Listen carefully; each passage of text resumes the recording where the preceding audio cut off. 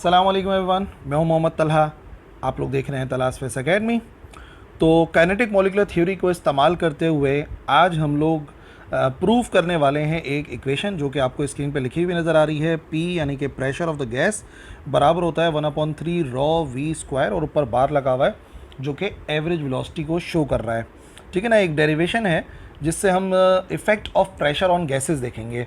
अगर इस डेरिवेशन का आप नाम देखो कि मतलब फिज़िकली इसकी क्या सिग्निफिकेंस है, तो बेसिकली ये है effect of pressure on gases. Gases पर प्रेशर का क्या इफ़ेक्ट होता है, इसको हम लोग स्टडी करने वाले हैं। और क्वेश्चन इसी तरीके से होता है कि अगर किसी गैस को हम इनक्लोज कर दें किसी कंटेनर में, किसी गैस को किसी कंटेनर में अगर हम इनक्लोज कर दें, बंद कर दें, तो साबित करें कि जो प्रेशर वो अप्लाई करती है वो इसके बराबर होता है। P बराबर है 1/3 रॉ वी स्क्वायर का एवरेज। P आपको पता है प्रेशर को शो करता है, रॉ शो करता है डेंसिटी ऑफ द गैस, ये उस गैस की डेंसिटी को शो करता है, और वी स्क्वायर का एवरेज है ये। इसका नाम मैं आपको बिल्कुल आखिर में बताऊंगा, लेकिन आप ये समझ लो कि ये एवरेज वेलोसिटी है, एवरेज वेलोसिटी स्क्वायर है मॉलिक्यूल की, यानी किसी गैस के जितने मॉलिक्यूल्स होते हैं उनके जो वेलोसिटी है उनके स्क्वायर का एवरेज है। ठीक है, वो भी आपको इंशाल्लाह समझ में आ जाएगा। इन दी एंड में बताऊंगा कि एक्चुअली इसका नाम क्या बनता है।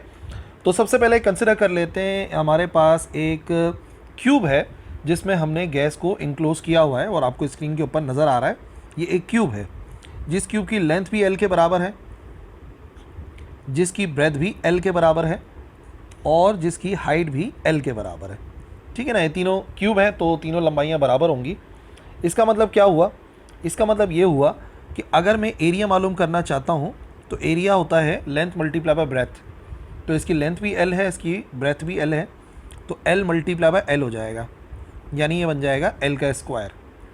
ये जो पूरा क्यूब नज़र आ रहा है इसके अंदर जब हम गैस भरेंगे तो उस गैस का एरिया L स्क्वायर के बराबर होगा, और उसी गैस का जो वॉल्यूम है वो हो जाएगा length into breadth into height, यानी कि बराबर हो जाएगा L क्यूब के। ठीक है ना, तो एरिया और वॉल्यूम हमने मालूम करके रख लिया। अच्छा, हमने क्या क्या कंसिडर करा हुआ है इस कंटेनर के अंदर। याद रखो, इस कंटेनर के अंदर किसी भी गैस के n नंबर ऑफ मॉलिक्यूल्स मौजूद हैं, मॉलिक्यूल्स की तादाद है n। ठीक है, और हर एक मॉलिक्यूल का जो मास है उसको हम स्मॉल m से शो करेंगे। स्मॉल m जो है वो मास ऑफ मॉलिक्यूल है। ठीक है ना, और वो यहाँ पर हमने फिल किया हुआ है इस कंटेनर के अंदर, जिसका एरिया भी हम मालूम कर चुके हैं। एरिया बराबर है L स्क्वायर के और उसका वॉल्यूम एक्चुअली किसके बराबर है, L क्यूब के। और हम देखने वाले हैं कि अंदर जो इनक्लोज्ड गैस है उसका प्रेशर इस फॉर्मूले के बराबर आएगा जो क्वेश्चन के अंदर मेंशन है। तो अगर हम अपनी डेरिवेशन को स्टार्ट करते हैं तो हम जानते हैं according to the definition of pressure, अगर हम प्रेशर की एक्चुअल डेफिनेशन पर आएँ जो जनरल फार्मूला है, तो याद रखिए प्रेशर बराबर होता है फोर्स पर यूनिट एरिया। ठीक है, यानी कि जो हमें सॉल्व करना है, जो हमें आंसर चाहिए, लेफ्ट हैंड साइड पे P लिखा हुआ नज़र आ रहा है, तो प्रेशर का ही फार्मूला हमने अप्लाई करने का सोचा और वो होता है फोर्स पर यूनिट एरिया। अब कई सारे मॉलिक्यूल्स हैं इस कंटेनर के अंदर, n नंबर ऑफ मॉलिक्यूल्स हैं, तो हम सबकी बात एक साथ नहीं करेंगे, हम एक मॉलिक्यूल को सॉल्व करेंगे पहले, क्योंकि देखो यहाँ पर कई सारे मॉलिक्यूल्स होते हैं और वो रैंडम डायरेक्शन में मूव कर रहे होते हैं। कई सारे मॉलिक्यूल्स होंगे यहाँ पर और वो रैंडम डायरेक्शंस के अंदर मूव कर रहे होंगे, लेकिन हम उनको इतना स्टडी नहीं करेंगे। हम उसमें से एक मॉलिक्यूल को कंसिडर करेंगे जो कि यहाँ पर आपको नज़र भी आ रहा है, ये वाला मॉलिक्यूल जिसका मास, एक्चुअली मास तो मैं आपको बता चुका हूँ, इसका मास किसके बराबर है, मास बराबर है m के। ठीक है, ये वाला मॉलिक्यूल, और यही मॉलिक्यूल यहाँ पे भी नज़र आ रहा है आपको, ये दोनों मॉलिक्यूल्स हैं। ठीक है जी, तो फिलहाल प्रेशर का फार्मूला होता है फोर्स पर यूनिट एरिया। अब हमें फोर्स और एरिया पे काम करना है, एरिया की वैल्यू तो ऊपर से मिल जाएगी L स्क्वायर। अब हम काम करेंगे फोर्स पर। तो फोर्स की एक डेफिनेशन है, according to the definition of force.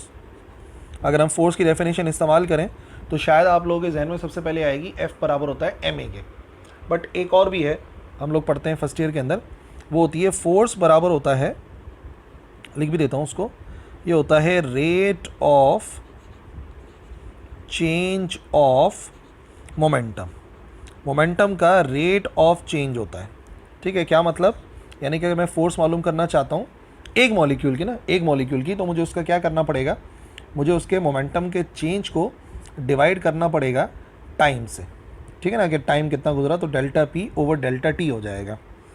अब एक मॉलिक्यूल सपोज कर लेते हैं जो m लिखा हुआ है, ठीक है ना, इसका मास m है, टकराने, और फॉर एग्जांपल वो एक पॉइंट से दूसरे पॉइंट की तरफ मूव कर रहा है। लेट से ये जो 1 लिखा हुआ है शीट, इसको मैं थोड़ा सा प्रोमिनेंट कर देता हूँ। 1 है, इस फेज से वो सेकंड फेज की तरफ जा रहा है, ठीक है ना, एक मरतबा जा रहा है नेगेटिव एक्स एक्सिस की तरफ और एक तरफ जा रहा है इस तरफ पॉजिटिव की तरफ। तो इनिशियल मोमेंटम आपको नज़र आ रहा है माइनस का वी एक्स है, एक्स एक्सिस में मूव कर रहा है और वेलोसिटी है, तो हम उसको माइनस का वी एक्स बोलेंगे।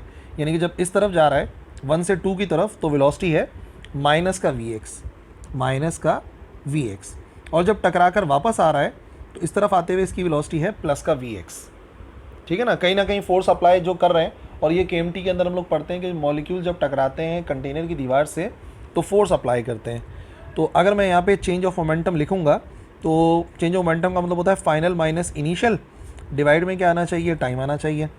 तो मोमेंटम जो कि मास मल्टीप्लाई वेलोसिटी होता है, फाइनल मोमेंटम जो आ रहा है वो 2 से 1 की तरफ आ रहा है, वेलोसिटी वी एक्स है, मास m है, तो फाइनल मोमेंटम हो जाएगा M V X minus P I, initial momentum, mass तो m ही है लेकिन इनिशियल वेलोसिटी माइनस का वी एक्स है, तो इधर हम लिखेंगे माइनस का एम वी एक्स, दोनों को मल्टीप्लाई करके ना मोमेंटम, डिवाइड में आएगा डेल्टा टी और यहाँ पे आ रहा है एफ की वैल्यू बराबर आ जाएगी minus minus plus M V X plus M V X, और अपॉन में लिखा हुआ है डेल्टा टी, और दोनों को प्लस करके हमारे पास बनेगा एफ बराबर है 2mvx ओवर डेल्टा टी।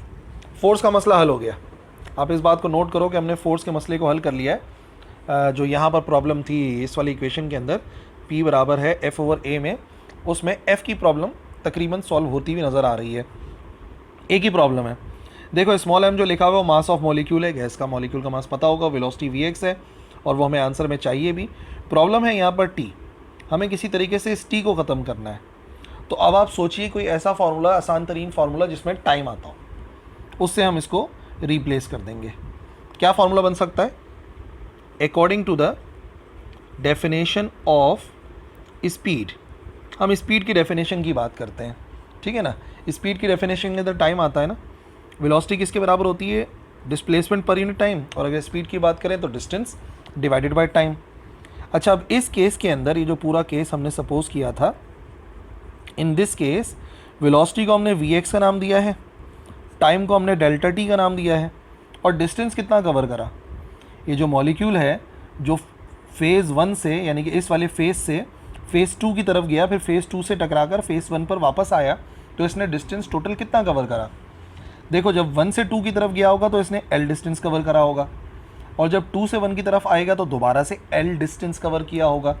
तो इसका मतलब टोटल डिस्टेंस कितना हो जाएगा, टोटल डिस्टेंस हो जाएगा बराबर 2L के, ठीक है ना। वेलोसिटी Vx रही, पहले 1 से 2 की तरफ गया, L फासला तय करा, फिर 2 से 1 की तरफ वापस आया, दोबारा से L फासला तय करा, तो टोटल डिस्टेंस 2L हो जाएगा। यहाँ से अगर मैं वैल्यू रिप्लेस करूँ डेल्टा टी की, तो डेल्टा टी आ जाएगा बराबर 2L ओवर Vx के। इस डेल्टा टी की वैल्यू को यहाँ पे पुट कर देते हैं, जो हो जाएगी हमारी इक्वेशन 2। इस इक्वेशन 2 में हम पुट करेंगे डेल्टा टी की वैल्यू को, तो क्या बनेगी equation 2? Equation 2 implies that F बराबर आएगा, ऊपर क्या लिखा हुआ है 2mvx, और डिवाइड में आ जाएगी ये पूरी वैल्यू, क्या वैल्यू आएगी 2L ओवर Vx। अब गलती से भी आप कैंसिल नहीं कर देना, Vx से Vx पता चला कैंसिल कर दिया, इसको आप रेसिप्रोकल करोगे, F बराबर आएगा 2mvx और डिवाइड से मल्टीप्लाई में चेंज करेंगे तो Vx ऊपर चला जाएगा, नीचे आ जाएगा 2L। तो इसका मतलब क्या कैंसिल हुआ, 2 से 2 कैंसिल होगा, Vx से Vx कैंसिल नहीं होगा, और फोर्स का आंसर आ जाएगा हमारे पास mvx स्क्वायर ओवर L। ठीक है जी, ये हमारे पास फोर्स का फॉर्मूला आ गया, जो कि फोर्स हमारी एक प्रॉब्लम थी ना इक्वेशन नंबर 1 में, फोर्स के लिए हम लोग परेशान हो रहे थे कि फोर्स कितनी होगी, तो उसको हमने मालूम कर लिया। नाउ इस फोर्स को हम पुट करेंगे, इस फोर्स की वैल्यू को पुट करेंगे इन इक्वेशन 1। तो इक्वेशन 1 क्या बनेगी, प्रेशर बराबर होता है फोर्स की value mvx square over L, और डिवाइड में क्या लिखा हुआ है, डिवाइड में लिखा हुआ है A, और एरिया हमने ऑलरेडी मालूम करा है L स्क्वायर के बराबर आता है, divide by L square. Rearrange करेंगे प्रेशर को तो ये आ जाएगा M V X square over L, divide से मल्टीप्लाई में आएगा तो 1/L² हो जाएगा। यानी कि प्रेशर हमारे पास कितना आ जाएगा, M V X square over L square से एल मल्टीप्लाई होगा, ये हो जाएगा L3। तो फाइनली प्रेशर का फॉर्मूला हमारे पास आ गया M V X square over L3। पर जल्दबाजी नहीं, ये प्रेशर कितने मॉलिक्यूल्स की वजह से आया है, pressure due to one molecule, सिर्फ एक मॉलिक्यूल की वजह से आया है, और वो भी मॉलिक्यूल कहाँ मूव कर रहा था, इन एक्स एक्सिस, वो मॉलिक्यूल भी एक्स एक्सिस में मूव कर रहा था। अभी काफ़ी काम बाकी है, अभी एक मॉलिक्यूल का आंसर आया है और वो भी सिर्फ एक्स एक्सिस का, बाकी बातें देखते हैं कैसे निकलेंगी। अब एक बात बताओ, अगर मैं इसको दूसरे मॉलिक्यूल के लिए यहाँ पे किसी के लिए सॉल्व करूँगा तो उसके प्रेशर में क्या फ़र्क आएगा, उसके अप्लाइड प्रेशर में क्या फ़र्क आएगा। L3 सेम रहेगा, मास सेम रहेगा क्योंकि एक ही गैस के मॉलिक्यूल हैं। फ़र्क सिर्फ किस चीज़ का आएगा, वेलोसिटी का। उसकी वेलोसिटी कम हो सकती है, ज़्यादा हो सकती है। तो अगर मैं फॉर एग्ज़ाम्पल मैं निकालना चाहता हूँ टोटल प्रेशर एक्स एक्सिस वाला, इन एक्स एक्सिस, तो मैं ऐसे लिख सकता हूँ टोटल प्रेशर बराबर आएगा, कौन से एक्सिस की बात हो रही है यहाँ पर, एक्स एक्सिस की बात हो रही है, P1x plus P2x plus P3x, और कहाँ तक चलेगा ये, n तक चलेगा, तो PNX हो जाएगा। यानी कि सारे जितने मॉलिक्यूल्स हैं उनके वो जो इंडिविजुअल प्रेशर्स आएंगे उनको हमें ऐड करना पड़ेगा। तो ठीक है, ऐड कर देते हैं। प्रेशर आ जाएगा एक्स एक्सिस का। पहले वाले का क्या आंसर आ रहा है, एम वी, अब पहला मॉलिक्यूल है, बहुत सारे हैं तो 1 2 3 4 लिख देते हैं। पहले वाले का हो जाएगा V1x का स्क्वायर ओवर L3, दूसरे वाले का एम V2x का स्क्वायर ओवर L3, सिर्फ वेलोसिटी का ही तो फ़र्क आएगा, तो हम V1 V2 V3 इस तरीके से कर देते हैं। तीसरे के लिए V3x आएगा, चौथे के लिए V4x आएगा, और चलते चलते आखिरी वाले के लिए क्या आएगा, MVNX का स्क्वायर ओवर L3। ठीक है जी। तो सिंप्लीफाई करने के लिए देखो कुछ कॉमन आ रहा है, यहाँ से कॉमन आ जाएगा m और ओवर का L3 कॉमन आ गया। बचा क्या क्या यहाँ पर, इसको देखो आप, यहाँ पे बचा V1x का स्क्वायर प्लस V2x का स्क्वायर, फिर तीसरे वाले के लिए क्या आएगा, V3x का स्क्वायर, और इसी तरीके से चलेगा तो लास्ट में क्या आएगा, VNX का स्क्वायर। ठीक है जी। अब ये हमारे पास प्रेशर का फॉर्मूला आ गया है, और ये प्रेशर आया है हमारे पास एक्स एक्सिस वाला प्रेशर। अब थोड़ी सी आप एक मेरी बात समझो, हमें चाहिए प्रेशर का ये आंसर जिसमें किसी तरीके से डेंसिटी को हमें इन्वॉल्व करना पड़ेगा। ठीक है जी। तो यहाँ पर तो फ़िलहाल डेंसिटी नज़र नहीं आ रही है, डेंसिटी को किसी तरीके से आपको लाना पड़ेगा। डेंसिटी की डेफिनेशन पता है आपको, इसको कर देते हैं लेट से इक्वेशन 3। अगर मैं डेंसिटी की डेफिनेशन इस्तेमाल करता हूँ according to the definition of density, तो बच्चों को याद हो ही जाती है। डेंसिटी की डेफिनेशन होती है मास डिवाइडेड बाय वॉल्यूम, मास को वॉल्यूम से डिवाइड करना है। तो वॉल्यूम तो हमें पता है, सिलेंडर का वॉल्यूम जो है वो L3 है, सॉरी क्यूब का L3 है। मास कितना होगा, यानी कि अंदर जो गैस भरी हुई है, गैस का वॉल्यूम तो आ गया, पर गैस का मास कितना होगा। अगर आप में से कोई कह रहा है m, तो m एक मॉलिक्यूल का मास है, टोटल गैस का मास नहीं है। ठीक है, तो टोटल गैस का कितना होगा, इस तरीके से समझो, एक मॉलिक्यूल का मास m है, दो मॉलिक्यूल का मास 2m होगा, 10 मॉलिक्यूल का 10m होगा, 20 मॉलिक्यूल्स का 20m होगा। यहाँ पे कितने मॉलिक्यूल्स हैं, यहाँ पर है n नंबर ऑफ मॉलिक्यूल्स। तो अगर किसी गैस का टोटल मास चाहिए तो हमें क्या करना पड़ेगा, हमें n को मल्टीप्लाई करना पड़ेगा m से, जिससे हमें मिल जाएगा टोटल अमाउंट ऑफ डेंसिटी जो कि Nm ओवर L3 है। ठीक है जी। अब बात समझ में आई कि नहीं आई, जो डेंसिटी है वो एक्चुअली किसके बराबर आएगी, डेंसिटी बराबर आएगी Nm ओवर L3 के। एक मॉलिक्यूल का मास m है, और यहाँ पर हमें सारे मॉलिक्यूल्स का चाहिए, तो कितने मॉलिक्यूल हैं उनके नंबर से मल्टीप्लाई कराओ तो Nm कर लेंगे। इसका मतलब डेंसिटी बराबर आ गई Nm ओवर L3। अब आप एक छोटा सा काम कीजिए, यहाँ पर आपको इक्वेशन 3 में क्या लिखा हुआ नज़र आ रहा है, m ओवर L3। तो m ओवर L3 को अलग कर लो, ये बनेगा रॉ डिवाइडेड बाय n, किसके बराबर आ गया, m ओवर L3 के। इस वजह से अलग किया है क्योंकि वही तो लिखा हुआ था उस इक्वेशन में। Now we will put this value in equation 3, हम इसको इक्वेशन 3 में पुट करेंगे। इक्वेशन 3 हमारी ये वाली वैल्यू है। तो क्या बनेगा, pressure in x axis, pressure in x axis बराबर आएगा m ओवर एल क्यूब की जगह पर आएगा रॉ डिवाइडेड बाय n, यहाँ पे लिखा हुआ है v1 x का स्क्वायर प्लस v2 x का स्क्वायर प्लस v3 x का स्क्वायर, और ये कहाँ तक चल रहा है, ये चल रहा है vn x का स्क्वायर। ठीक है जी। अब क्या प्रॉब्लम रह गई, डेंसिटी तो आ गई है, अब ये क्या लिखा हुआ है, एवरेज वेलोसिटी, जो वेलोसिटी इसके स्क्वायर है उनका एवरेज है। एवरेज लेने का तरीक़ेकार पता है आपको, एवरेज का मतलब होता है टोटल को डिवाइड करते हैं नंबर ऑफ़ वैल्यूज़ से। तो एक बात आपको बताऊं, अगर आप इसी को रीअरेंज करेंगे, रॉ को यहीं लिखा छोड़ दो, और ये जो लिखा हुआ है ना v1 x का स्क्वायर प्लस v2 x का स्क्वायर v3 x, और लास्ट में कहाँ तक चल रहा है vn x का स्क्वायर, अगर इस n को आप यहाँ पर लिख दोगे इसके नीचे, तो ये जो पूरी वैल्यू आपको लिखी हुई नज़र आ रही है ना, ये पूरी वैल्यू लिखी हुई नज़र आ रही है, ये एक्चुअली एवरेज के बराबर है। वेलोसिटी का नहीं, वेलोसिटी के स्क्वायर का एवरेज है। एक्स एक्सिस की वेलोसिटीज़ के स्क्वायर का एवरेज है, क्योंकि टोटल को डिवाइड कर रहे हैं नंबर ऑफ़ वैल्यूज़ से। तो इधर मेंशन कर देते हैं। क्या बात हमें नई नज़र आई कि ये जो लिखा हुआ है v1 x का स्क्वायर प्लस v2 x का square plus v3 x v4 x, और कहाँ तक चल रहा है vn x का square over n, total divide by number of values, ये शो करता है एवरेज को। किस चीज़ का एवरेज है, एक्स एक्सिस की वेलोसिटीज़ के स्क्वायर का एवरेज है। क्या कह रहा हूँ मैं, एक्स एक्सिस की वेलोसिटी के स्क्वायर का एवरेज है। जो बार ऊपर लगाया है ये किसको शो कर रहा है, ये शो कर रहा है एवरेज को। तो एक्स एक्सिस की वेलोसिटीज़ के स्क्वायर का एवरेज है। फिर हम क्या करेंगे, हम इस इक्वेशन को चेंज करके लिखेंगे एक्स एक्सिस वाली। तो प्रेशर आ जाएगा हमारे पास रॉ, और इधर आ जाएगा एक्स एक्सिस की वेलोसिटीज़ के स्क्वायर का एवरेज। ठीक है जी। तो अब रुकने का टाइम है, इक्वेशन 4 आ गई, काफ़ी हद तक पहुंच गए हैं जहां तक पहुंचना था, लेकिन ये जो आया है total pressure in x axis. अब ये तो सिर्फ एक्स एक्सिस का आया है, हमें टोटल चाहिए। टोटल के लिए टोटल वेलोसिटी निकालनी पड़ेगी। तो टोटल वेलोसिटी अगर मालूम करनी है, या आप ऐसा कह लो टोटल वेलोसिटी का स्क्वायर मालूम करना है, तो एक सिंपल सी बात है, अगर टोटल वेलोसिटी के स्क्वायर के एवरेज की बात करें तो वो बराबर आएगा एक्स एक्सिस की वेलोसिटी के स्क्वायर के, अगर इसको कर दें एक्स एक्सिस की वेलोसिटी के स्क्वायर का एवरेज प्लस वाई एक्सिस की वेलोसिटी के स्क्वायर का एवरेज प्लस जेड एक्सिस की वेलोसिटी के स्क्वायर का एवरेज। टोटल तो ऐसे ही निकलता है ना, सबको ऐड कर देते हैं। तो ये आ गई हमारे पास वेलोसिटी। ठीक है।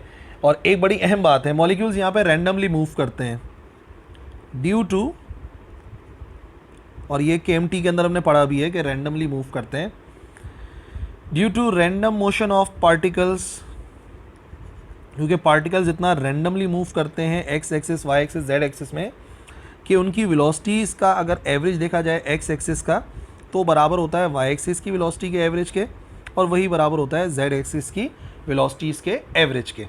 तो अगर तीनों ही बराबर हैं, देन हम क्या कर सकते हैं, ये जो ऊपर लिखा हुआ है वेलोसिटी के स्क्वायर का एवरेज, एक्स तो हमने ऐसे ही लिखे रहने दिया, बस एक छोटा सा काम करा, वाई की जगह पे भी एक्स पुट कर सकते हैं, क्योंकि वाई एक्स के बराबर है, तो हम कर देंगे एक्स का स्क्वायर का एवरेज।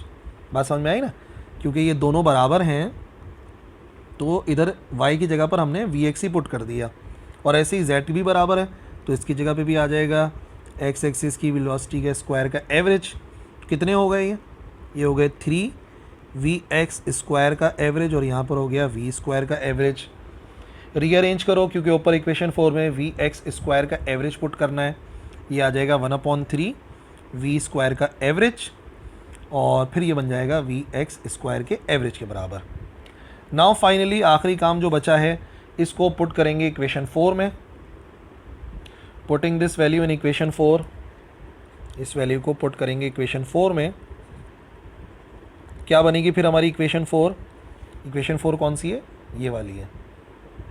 फ़र्क सिर्फ इतना है कि अब ये टोटल प्रेशर हो जाएगा।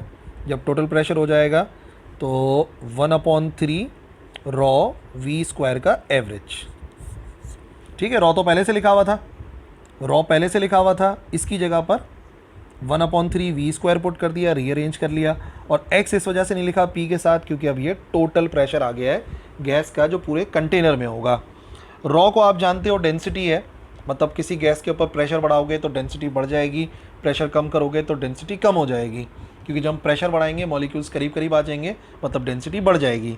और दूसरा, प्रेशर बढ़ाने से जो मॉलिक्यूल्स की एवरेज वेलोसिटी है वो भी बढ़ जाएगी। रिलेशन यही बात जाहिर कर रहा है। और अब इसका नाम बताऊं ये क्या चीज़ लिखी हुई है। अगर मुझे इसकी वैल्यू निकालनी है, इसका एक नाम होता है, इसको कहते हैं root mean square velocity, VRMS। VRMS इसका सिंबल है। इसकी वैल्यू भी निकाल लेते हैं। देखो, अगर मुझे वैल्यू चाहिए, जैसे कि मैं जानता हूँ P बराबर है 1/3 रॉ v² का एवरेज। रीअरेंज करो, ये हो जाएगा 3p ओवर रॉ, और ये हो जाएगा v² का एवरेज। अब वेलोसिटी की वैल्यू चाहिए तो हम क्या करेंगे, हम दोनों तरफ स्क्वायर रूट लेंगे, taking square root on both sides. क्या बनेगा, इस तरफ आ जाएगा √3p ओवर रॉ, और यहाँ पे जो लिखा हुआ है ना, जब इसका स्क्वायर रूट ले लेंगे तो बेसिकली इसका सही नाम लिखेंगे VRMS, root mean square speed. Root नाम में क्यों आया, क्योंकि हमने यहाँ पे स्क्वायर रूट लिया है। मीन क्यों आया, क्योंकि एक्चुअली ये मीन ही था, बार लगा हुआ था। और स्क्वायर वेलोसिटी, क्योंकि ये वेलोसिटी के स्क्वायर का एवरेज था, तो इसका पूरा नाम हो गया रूट मीन स्क्वायर वेलोसिटी या स्पीड। तो बेसिकली ये वो हमारे पास एक्सप्रेशन है जिसके ज़रिए हमें पता चला कि जो गैस है अगर किसी कंटेनर में इनक्लोज होती है तो उसका प्रेशर किन फैक्टर्स पर डिपेंड करता है। आई होप ये डेरिवेशन आपको क्लियर होगी। थोड़ी सी लंबी है, कोई भी कन्फ्यूजन है बार बार देख सकते हो और मुझसे पूछ भी सकते हो। ऑल द बेस्ट, अल्लाह हाफ़िज़।